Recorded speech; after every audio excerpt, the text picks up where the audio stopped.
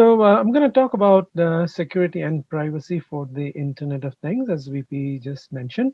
So just to get us started, right, with a little bit of history. So about Internet is about 52 years old, and when it started back in 1969, there were just four computers, mainly in the western coast of U.S., three in California, one in Utah.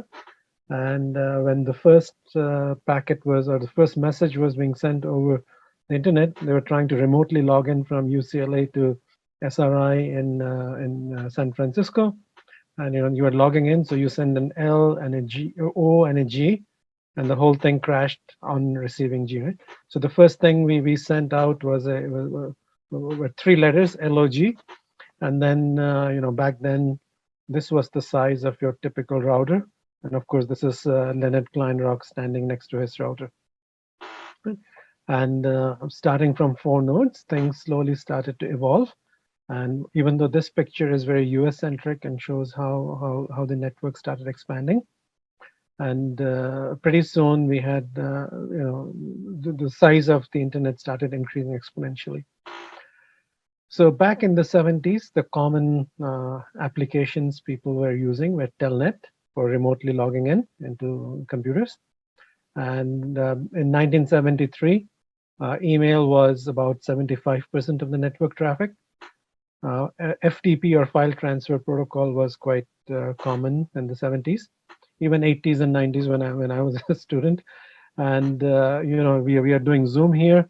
We are using some sort of a voice over IP or network voice protocol, but that originated back in 1977, even though it may not have been that popular back then. However, so in the 70s and 80s, most of the users of the network were maybe researchers and academics and people in defense and so on. The whole thing changed in the early 90s when Tim Berners-Lee invented HTTP. And this sort of opened up the use of the internet to the regular public. And over time, it led to things such as e-commerce, social media, and more recently, the sharing economy. And this one sort of shows you how, the different generations of the internet.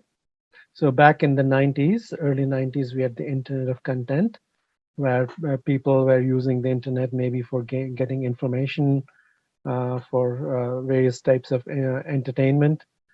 Email became popular with non researchers and so on. And in the late 1990s and early 2000s, we have the advent of e-commerce. So this is when Amazon and eBay were quite popular.